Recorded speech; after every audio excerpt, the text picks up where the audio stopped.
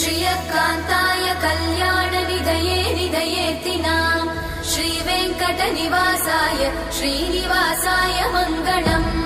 लक्ष्मी सविभ्रमालोकसुभ्रूविभ्रमचक्षुषे चक्षुषे सर्वलोकानां वेङ्कटेशाय मङ्गलम्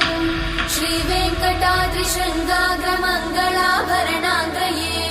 मङ्गलानां निवासाय श्रीनिवासाय मङ्गलम् सर्वावयव सौन्दर्य सम्पदा सर्वचेतसां सदा सम्मोहनायास्तु वेङ्कटेशाय मङ्गलम्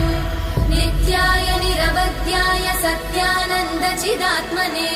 सर्वान्तरात्मने श्रीमद् वेङ्कटेशाय मङ्गलम् स्वतः सर्वविदे सर्वशक्तये सर्वशेषिने